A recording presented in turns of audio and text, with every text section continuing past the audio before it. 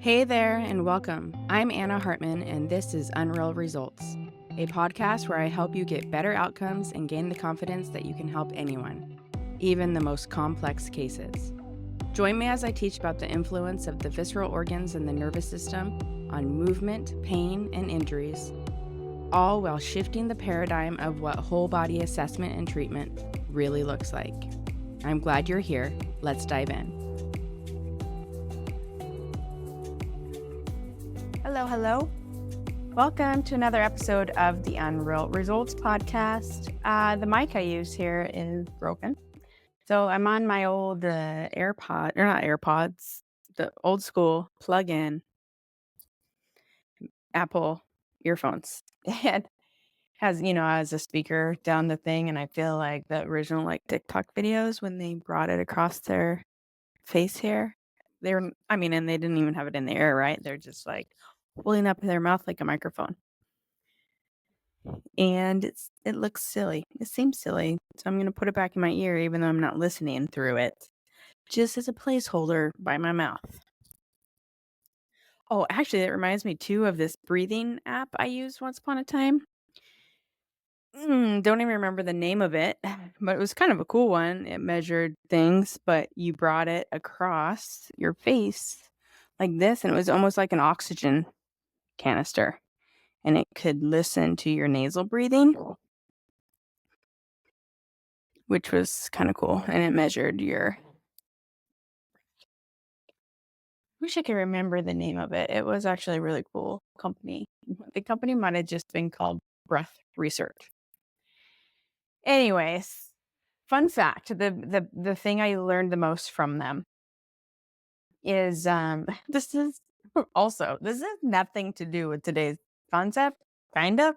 I mean, I can always sort of bullshit it and connect to it, but this is just memories from my microphone. But when this breath research company came to Exos Athletes Performance, talk to us about the product and using it and just breathing in general. This was a long time ago, but anyways,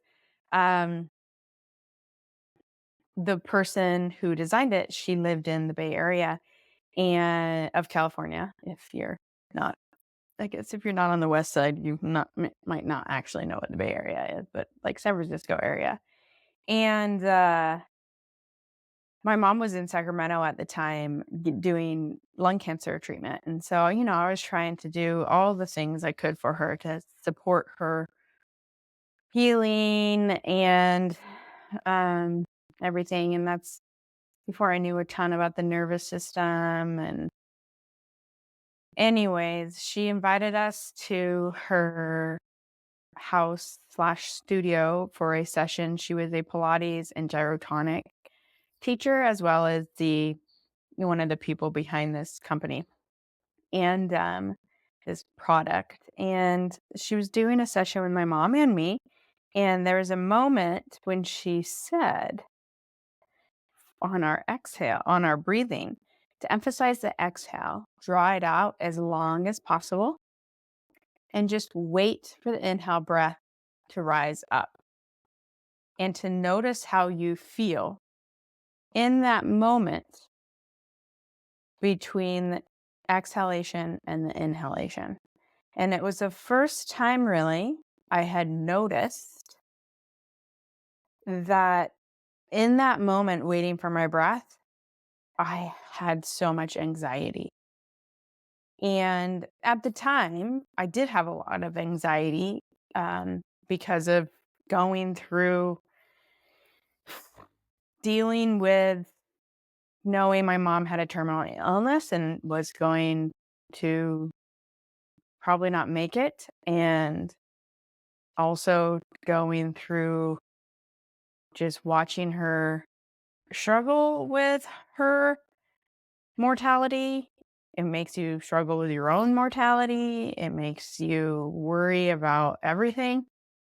And I definitely, during that time, leading up to her illness, I probably had some sort of underlying general anxiety disorder. My family, we think it's just part of our family. We think we're like a family of worry warts. And, our family like ancestral is Jewish, and that tends to be sort of like a Jewish personality trait, which if you look at the generational trauma that is passed down through Jewish families, it's like, no wonder a lot of people have general anxiety disorder. Anyways, so, but of course, during that time, I was going to see a therapist. It was like actual diagnosed general anxiety disorder. And I remember talking to one of my patients about it too. And she that was the first time I heard of the phrase of like catastrophization, which is basically like you worry so much that you like literally start thinking about like all the catastrophes that could happen. So, but it was in this moment with this breathing exercise with this woman lying on the gyrotonic equipment that I first noticed that feeling. But then I also not only noticed this, like, it was almost like it was the first moment that there was like quiet in my body enough to notice how I felt. And, it was a really powerful moment. So a couple of things I took from that because the other thing I noticed in that sense, in that moment, was not only was there this moment of anxiety, but if I just sat with it for a second and let the breath rise up on its own, it instantly started to change it. And that experience totally changed the way I cued breath from then on out. And then from there, I even learned more about the nervous system and why that is important and, put background information to all those things. But I knew there was value in a couple things. If one, noticing how I felt in that one moment of like silence in your body. And then also noticing what a difference it made for the inhalation to change the way you cue things to change in your breath. So, actually, I just like laughed and said this had nothing to do with today's conversation, but actually it has a lot to do with today's conversation because it was around that time in my life that I was like things were shifting and I had to do a lot of work on dealing with my feelings and dealing with not only dealing with my feelings like from an emotional standpoint, but learning how what I feel could be such a powerful teacher and actually understanding how what you're feeling and what you're ignoring, the feelings that you're ignoring because of the emotional component of it, is actually blocking you from this fundamental intelligence that is built in to our human organism, that innately we are feeling beings, right? That we organize ourselves in the world based on our sensory experience. And part of our sensory experience, our sensations in our own body, our interoception, what's going on the inside, and what's happening with our emotions, because they are always linked together. It is impossible to separate body and brain. Your body is part of your brain. Your brain obviously is part of your body.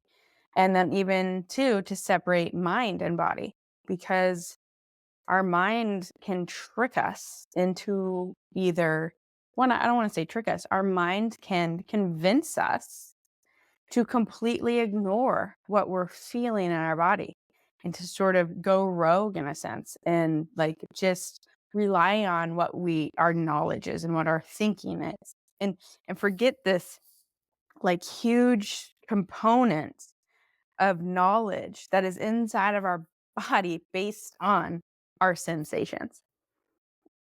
So that's actually what I want to talk about today is what listening to the body really means. Because if you are new here or if you've been here a while, more of if you've been here a while, you've heard me talk about the importance of listening to the body, the value of listening to the body.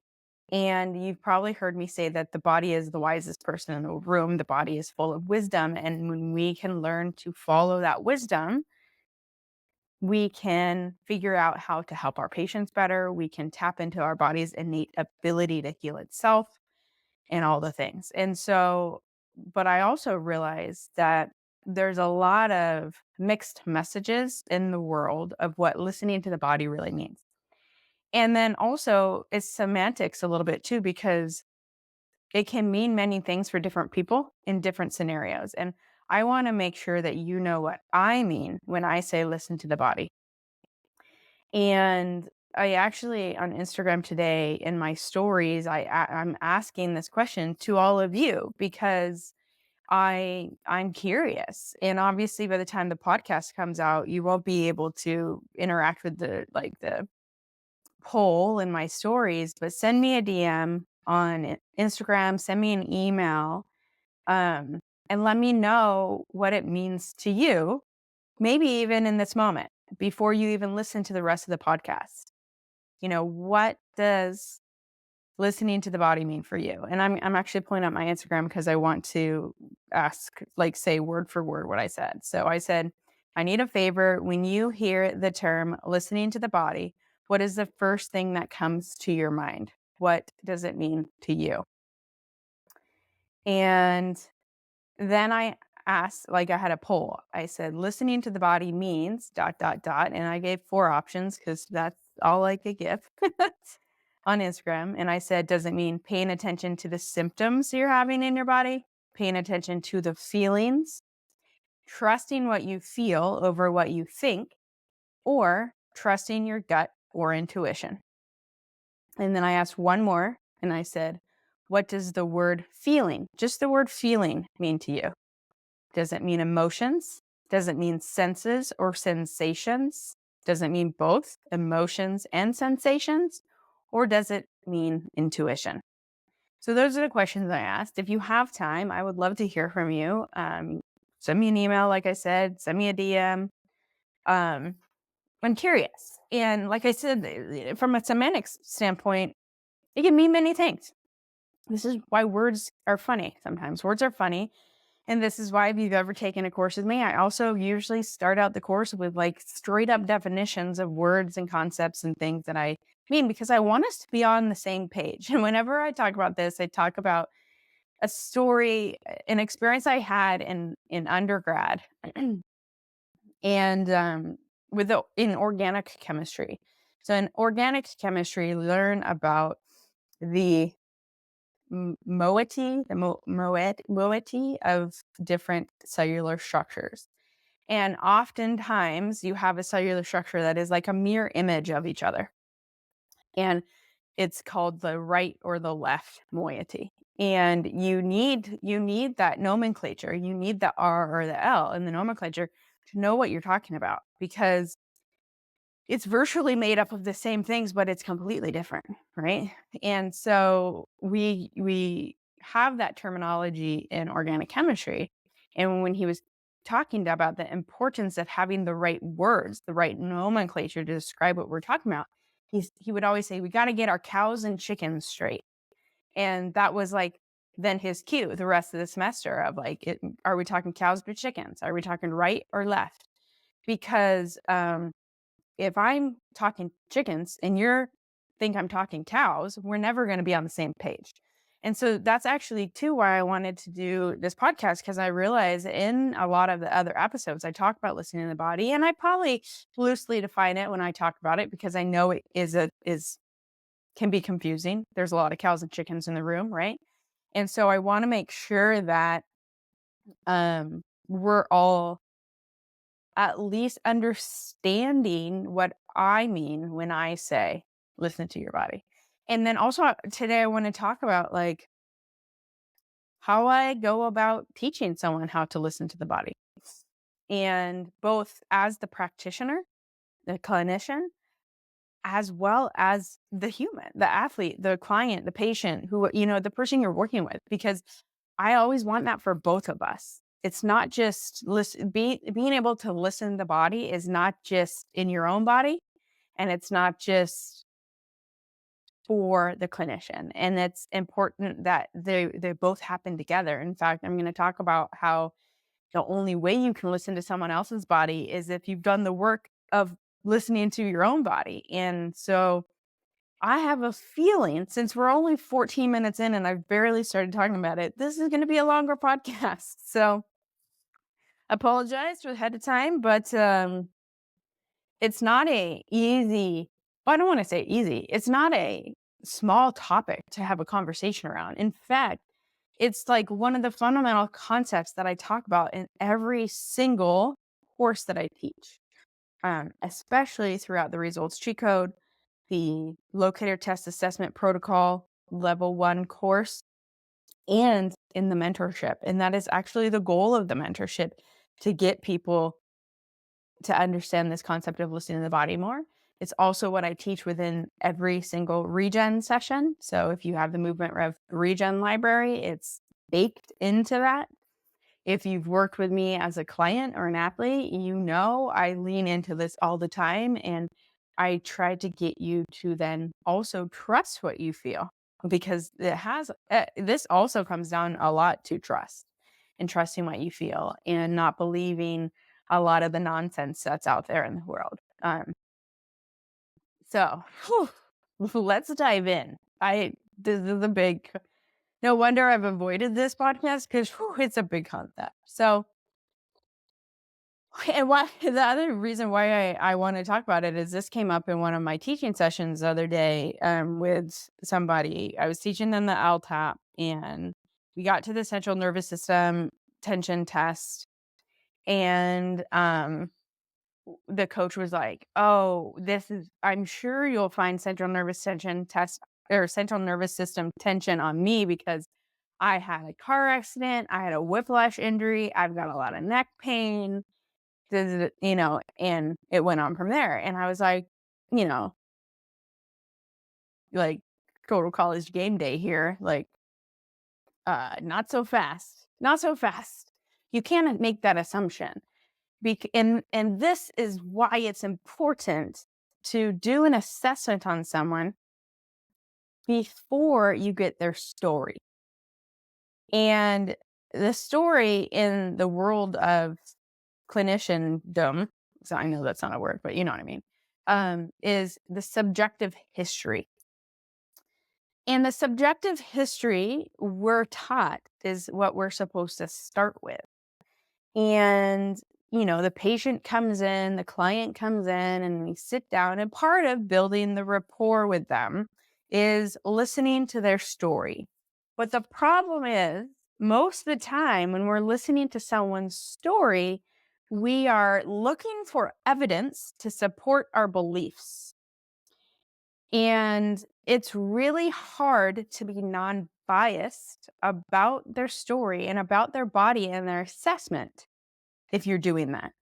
And that also means that we're truly actually not listening. And we've all been in that, and in this sense, I'm talking about listening as auditory listening.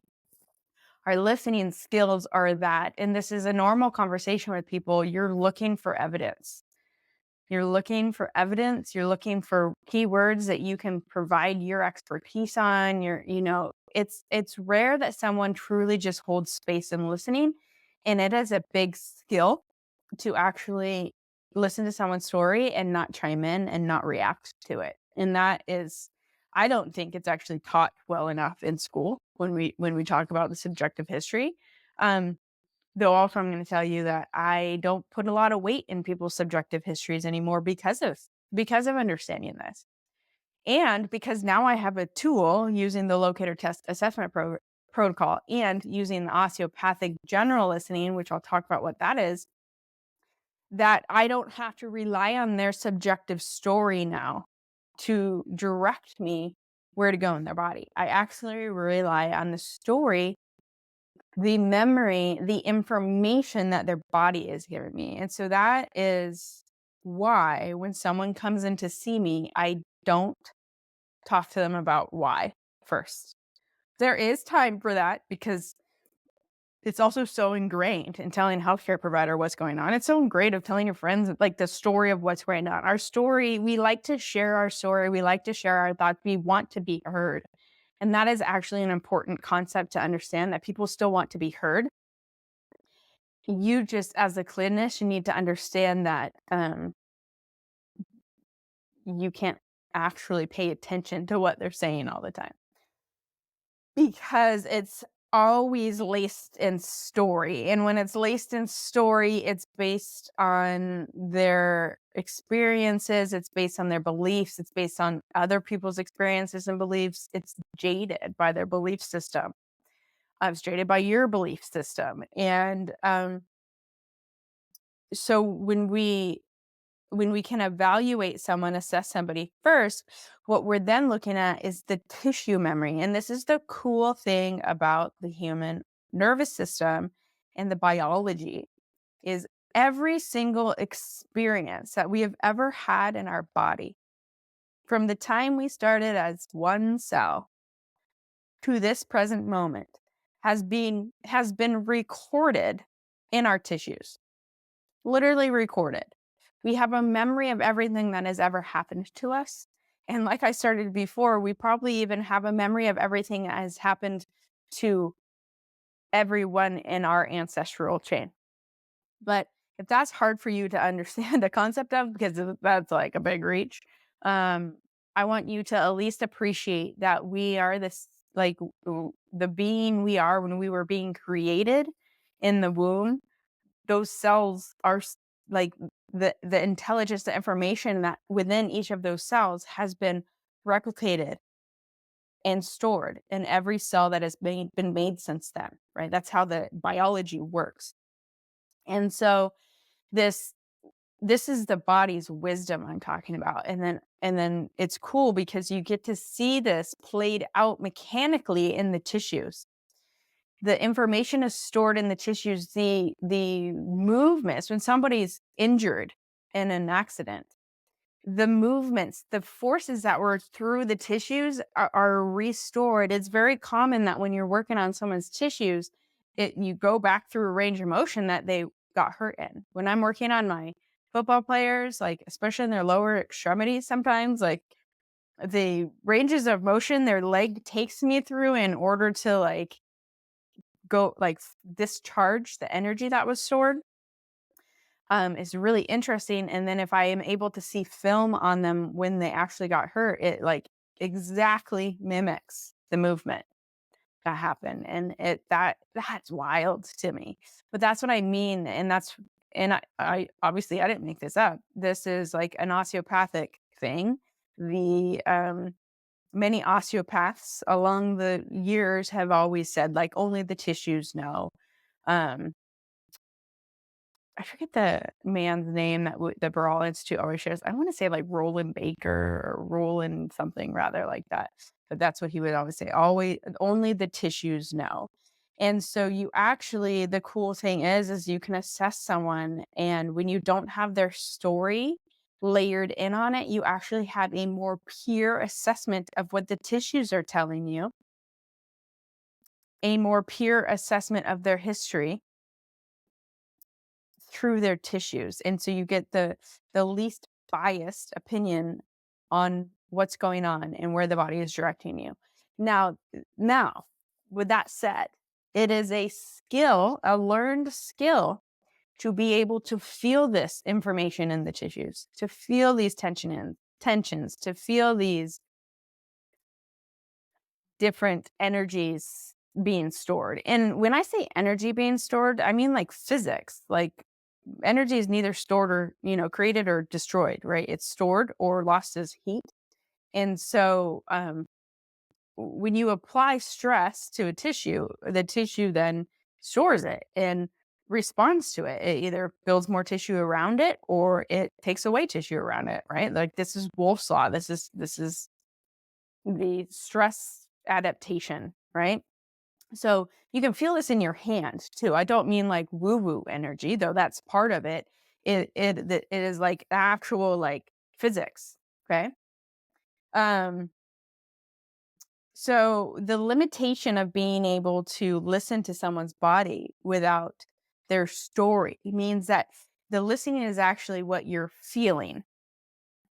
So when I say talk to a client about what their listening is, what I feel with their listening, I'm talking about what my hand is feeling. And this is a trained skill. And this is probably the hardest skill for a person that works with their hands to learn. And it takes many years, and it is actually a constant practice in ignoring your thinking mind. And um but with that said, there is things that you can do, and this is how I teach, that is like teaches you how to do that. Um Both by repetitions of assessment and reassessment and treatment, being curious, as well as practicing feeling in other parts of your body.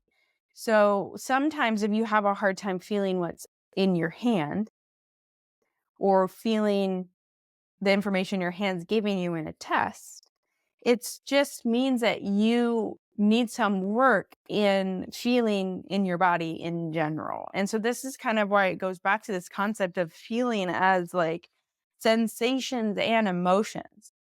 Because I would say the majority of my life, I spent a lot of time stuffing my emotions and trying to ignore them.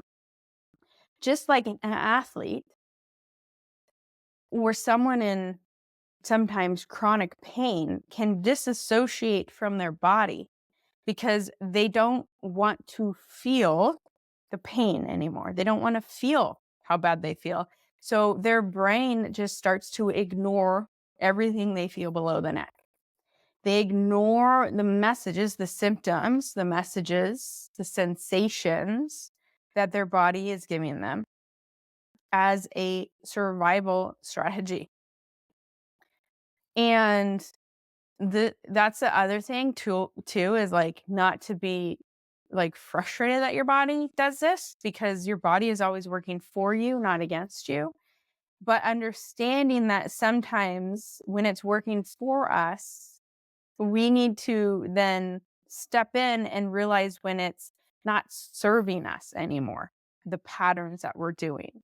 And so oftentimes with my athletes and with the clinicians I teach, we need to give your we need to make some space for spending time regaining your body ownership and body agency, because that's what happens when you start to ignore all the sensations that you're feeling, whether the sensation is coming from nociceptive information, or the sensation is coming from an emotional thing, or the sensation is coming from digestion, or like whatever the sensation is coming from, or movement, injury, whatever it might be. If you've been ignoring all those sensations, then we need to actually spend some time in a container where we start allowing those sensations to come through again. Because when you ignore them, you start to take away your body ownership.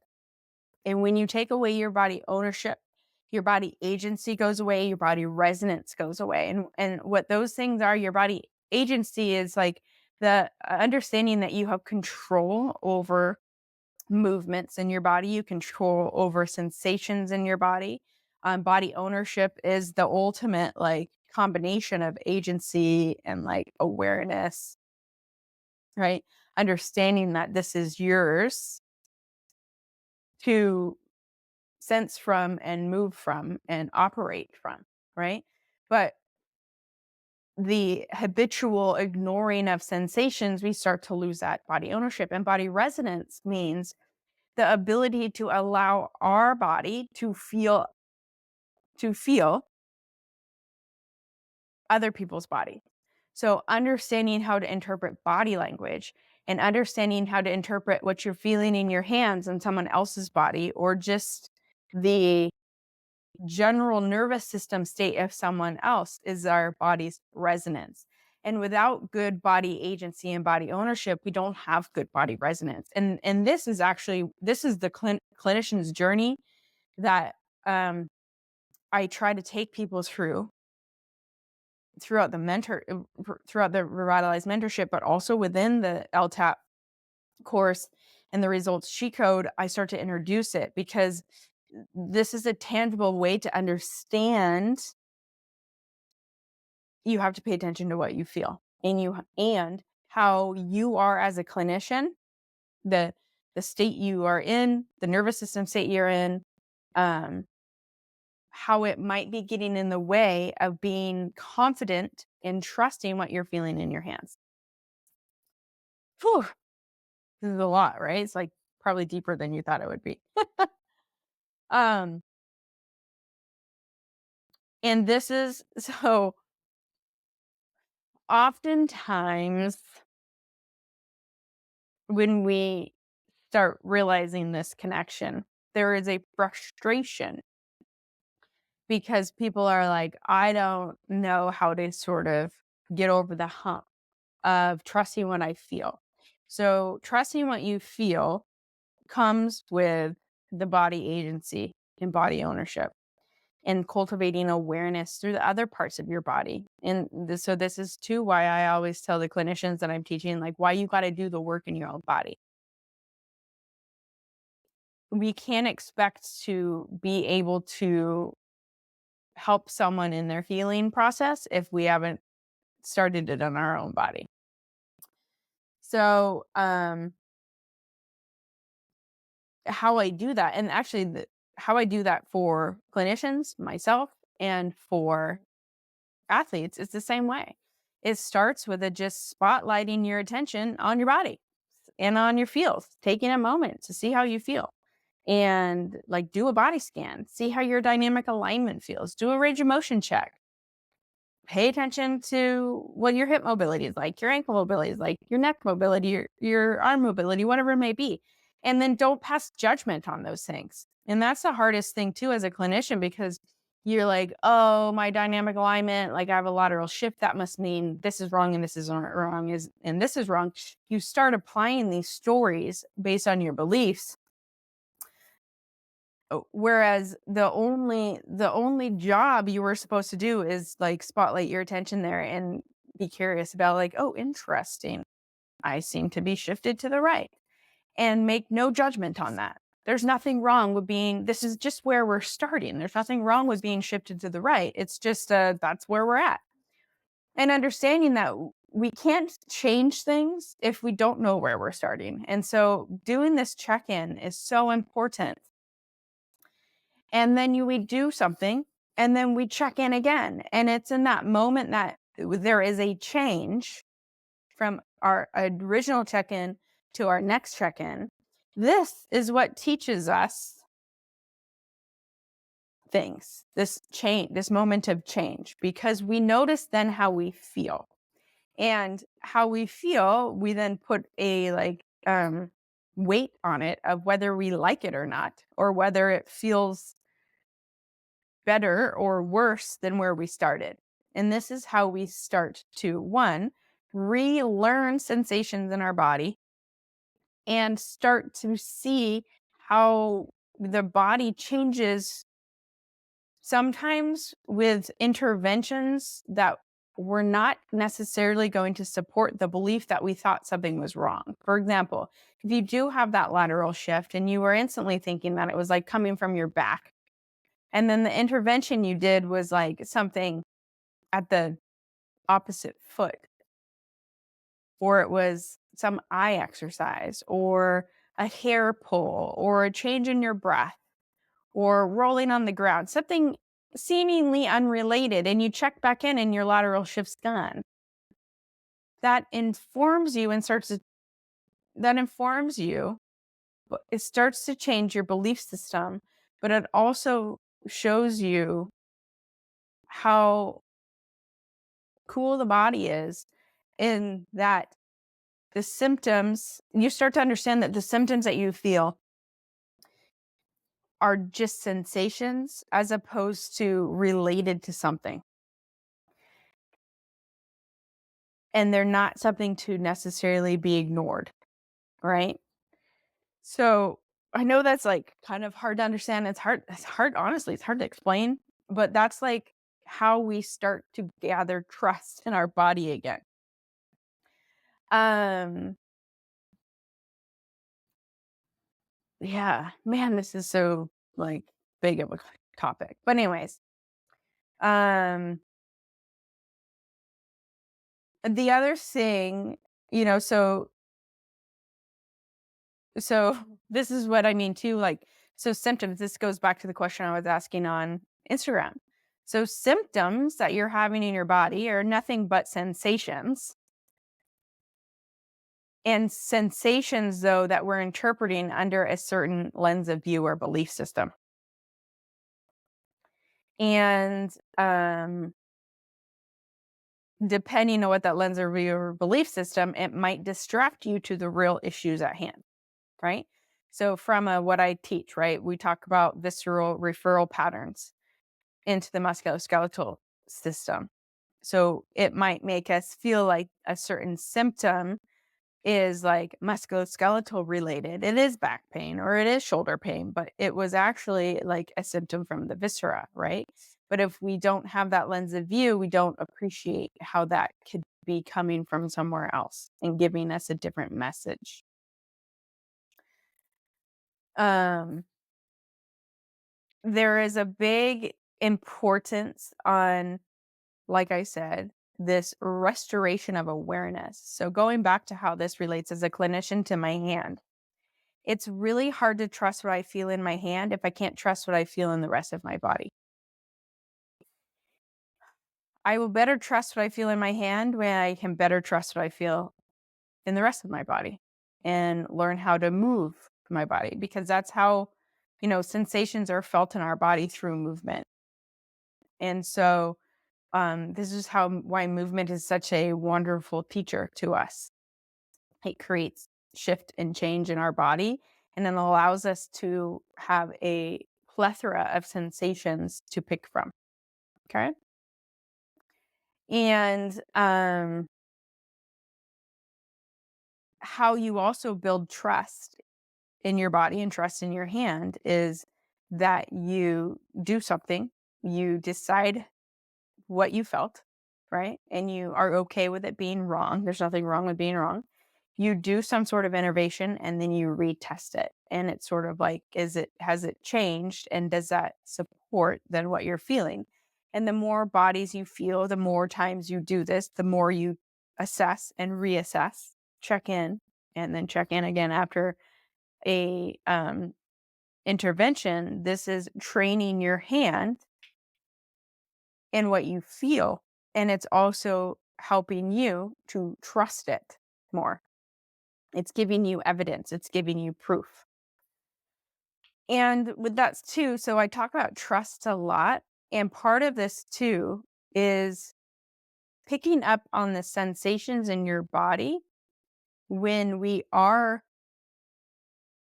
in trust or we are in fact believing the truth. So it's important to understand what the truth feels like in your body.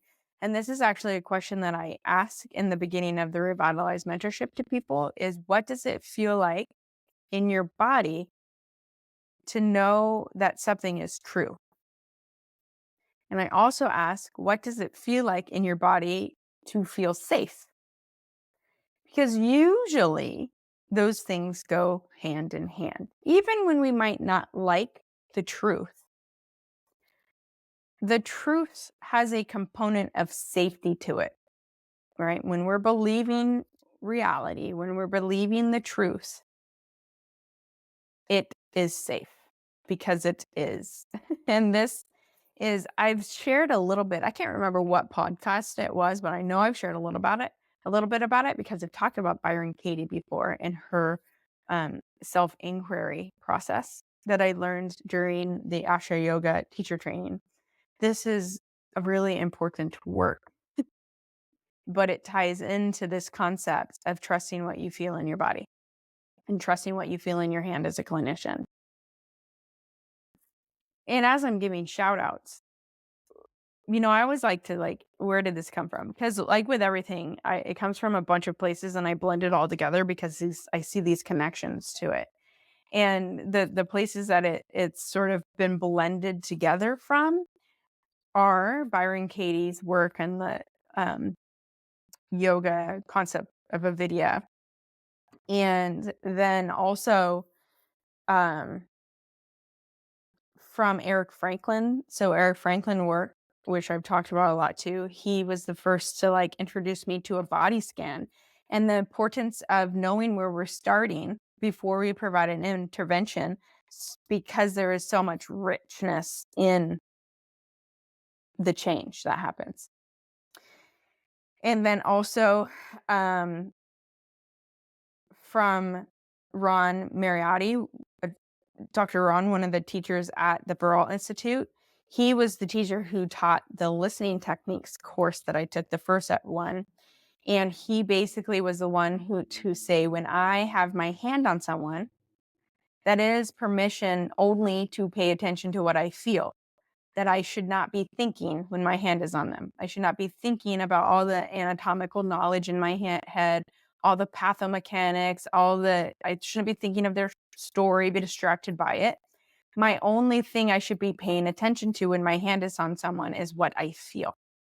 And as soon as I catch myself thinking, I should take my hand off of them because that's, I'm no longer even with them anymore. I'm in my head.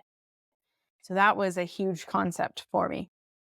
And then, and this is what I teach all the clinicians in my courses is when your hand's on someone, you shouldn't be thinking about what you should feel. You should just be paying attention to what you feel. Or you shouldn't be thinking about being right or being wrong. You should just be paying attention to what you feel and describe that.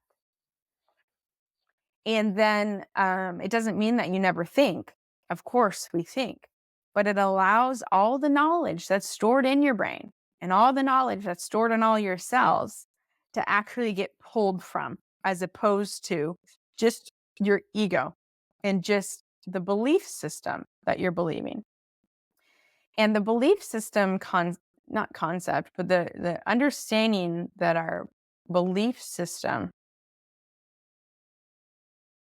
colors our lens of view and can be distracting to us is from Amy Young. She is a life coach that I found on Instagram and I worked with in the relationship sector. But it's her teaching of that like is so much made sense. And this is what I talked about with the subjective history. We're searching for evidence within that subjective history to prove our belief system. So if we have a belief system that movement dysfunction is what leads to pain, is what leads to injury, then we're looking at someone's assessment and their story to corroborate that. And if we want to well, not if we want to, like, we just have to understand that we are, no matter where we're at, we're operating from a belief system. So that's like part of the reason too, like the Burrell Institute taught me to not be distracted by the patient's story and to not get a subjective history until you've already done your assessment. So it's not biased, but understanding it from a belief system standpoint with Amy, we're like, yeah, that makes sense because even the lens of view of the visceral organs are the most important, thing to the body. If I listen to someone's story with that lens of view, now I'm gathering evidence to support that lens of view too. So this is, again, why it's important to rely on what you're feeling in your hands, because it takes away our belief systems. And there's nothing wrong with having a belief system. You have to, that's how we operate in the world, but you have to understand that it changes your goggles that you're seeing the world through. And that's a concept I got from Amy because, from a relationship standpoint, she would say, like, if you have this belief that all guys are shitheads, that there's no good guys left in the world, then when you walk out the door, you're just gathering evidence to prove that belief. And so if we want to believe it not to be true, we need to operate under a different belief system and put new goggles on. So when we go out the door, instead of seeing all the crappy guys in the world, we can start seeing all the good guys in the world. So this same concept can be applied through everything. But it's also why it's so important when you're working someone to not get distracted by their story and have a tool like the locator test assessment protocol or like osteopathic general listening to then be able to pay attention to what you feel and trust that more than the story in your belief system. And I think at the beginning I said I would explain what osteopathic feeling is, and or listening is it basically just paying attention to what I feel with my hand. A general listening is we start with an evaluation with a hand on top of someone's head, and then we locally, wherever the general listening direct us to, front of the body, back of the body, right side or left side, below the diaphragm or above the diaphragm, we go to that area and do local listening, place our hand on the body and see where we're feeling tensions. Is it to this side? Is it how deep is it? What's the quality of the feeling? Does the quality feel like a tube, or does it feel hard, or does it have pressure on it, or does it vibrate, right? All of those qualities we can pick up in the receptors of our hands. And so that informs me what tissue it is. Okay. So that concept of osteopathic listening is what the locator test assessment protocol is trying to do, because it's hard to trust what you feel at first. And I felt like that was the hardest concept for people to get, to learn, to accept, to operate from. And so I know that our clinician minds needed some concrete evidence to prove it. The concrete evidence then is more of these orthopedic-based tests that the locator test assessment protocol provides. Some evidence for this belief system, but evidence also to corroborate what we're feeling. And this kind of too, how it ties back into the Byron Katie work, is knowing what it feels like to be safe in my body, knowing what it feels like to be in truth. I also then know when I'm feeling that, when I'm assessing someone, if I feel like their SI joint is moving is not moving and changes with the breath hold, I can trust that because I know what trust feels like. I know what truth feels like. Same thing. And that's actually why I believe my general listening and local listening, what I'm feeling in my hand more than anything else, especially when it feels like the truth to me in my body, or when it feels safe to me in my body. And each day is different. Some days I am more adept of paying attention to what I feel than others. And it's nice to have some other tools that can arrive at the same spot for me as a clinician. But then I have the tools as just in my own body to arrive at that safer place too, understanding how I can manipulate my movement, my breath, my sensations in my body to regain body ownership and agency, and then feel safe again in my body. So it sort of all comes full circle in that sense. Um, and the other thing, that comes up when we talk about listening to the body is intuition. Intuition is also often called the gut feeling. Interesting enough, when we talk about gut feeling from our gut, um, the feelings we get from our gut is interoception, and interoception is inherently an awareness of the sensations in our body. Right. So again, like, I think intuition is just a combination of paying attention to the emotions and the sensations and how they're showing up through your dynamic alignment, through your range of motions, through your sensations, and understanding when that changes based on different situations. And that actually circles back to this concept too of neuroception from Stephen Porges, which is another ception that he refers to in the fundamental ability for us to move about the world and know if we are safe or not, or being threatened. And this neuroception is like an instant thing that happens, but I think it's very tied to this same concept of intuition and sensations, and it can be trained. You can be trained to be able to sense better and trust what you sense more. Okay. So, in a sense, the questions I asked at the beginning of this podcast, the questions I asked on Instagram on Sunday, are sort of all integrated within each other, and I was just curious as to what people resonated with more. Um, but when I speak about listening to the body, I'm talking about specifically what you're feeling and the value placed on understanding that we are feeling beings. And the more we can lean into that and own it and know that that is more true than any belief system that we will ever have, that I think is the importance. And even for the patient, and this is, I tell my athletes, I want you to believe yourself more than you believe me. I want you to believe your own body and what you feel more than you believe me. Which means that if I tell you a certain way to move or a certain posture to be in, if it doesn't feel good in your body, then it's not true. It's not like, this is why you have to throw out movement rules out the window, because these movement rules are nothing but someone trying to bully you into their belief system and put you in a box about how things should be instead of how things are. So it's not living within reality or your truth, to bring it back to Byron Katie. Um,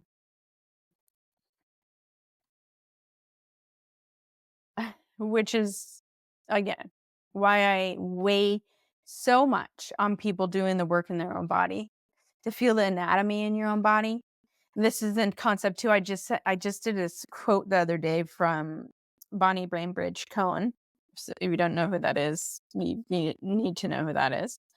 She's a little bit more common in like the movement, the dance world than anything else. But she was talking about embryology and anatomy.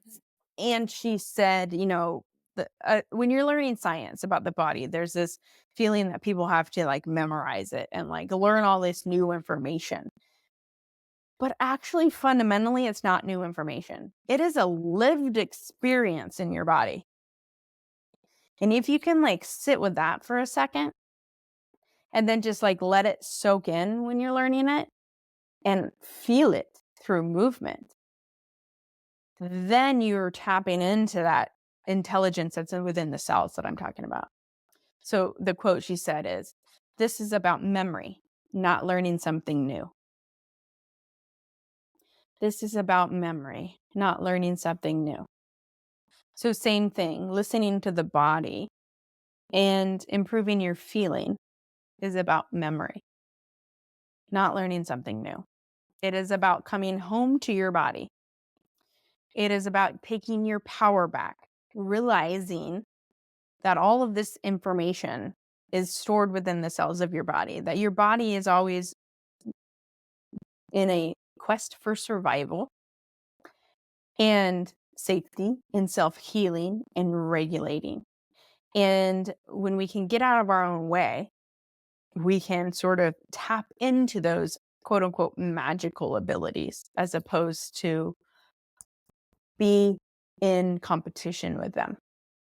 So that's a lot. 52 minutes of me sort of running around in circles maybe is what that felt like. But if all you get out of this is maybe switching your next patient you evaluate, switching when you take their subjective history. Start with the evaluation first. Even if you don't have a skill like general listening or the locator test assessment protocol, even if you don't have that skill, just do your normal clinical exam. And you might be like, Anna, where would I do the normal clinical exam if I don't know what they're coming in for? Shoulder pain or ankle pain or whatever. Just take a look at their whole body posture, their dynamic alignment. Because posture and dynamic alignment, newsflash, though they're related, are different things. Pay attention to their affect in their face, their facial expressions. Pay attention to how they're holding their body. That's their posture.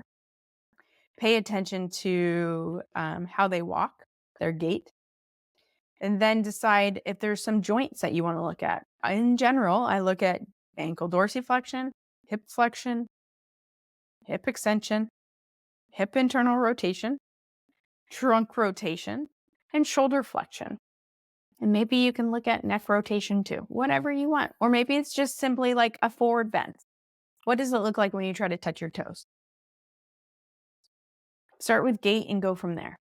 And then once you have like some unbiased assessment of their body, then ask them, hey, what brings you in today? What's hurting? How can I help you? And just take a moment too to see, how does that change? How does that change? And maybe at the end of the day, look at your notes from their session, their objective measurements, and then their subjective information, and think back and think, if I would have had the subjective information first, where would I have gone? And based on the objective information, what would I have missed? Because I was trying to collect evidence on a belief system. Because chances are you might not even realize your belief system is doing that to you. Like you're trying to collect all this evidence to prove what you believe. Okay. So that's sort of the practical application of this, is like to honor that we are feeling beings and that we probably need to spend more time feeling, both from an exteroceptive standpoint and an interoceptive standpoint. And then also we need to stop collecting evidence on our belief system with their story or the story we give them, and just see what the body is presenting us with, and then have a conversation. And let me know if you get a better outcome. So this was an hour podcast today, a long one, but hopefully food for thought. And let me know if you enjoyed it, if you hated it, whatever. I'm probably not going to change what I do over here. But I'm just curious if you've ever thought about this. So have a great day, week, evening, whatever, wherever you're tuning in from. I am grateful for you. Thank you for being here. And we'll see what next week's topic brings us.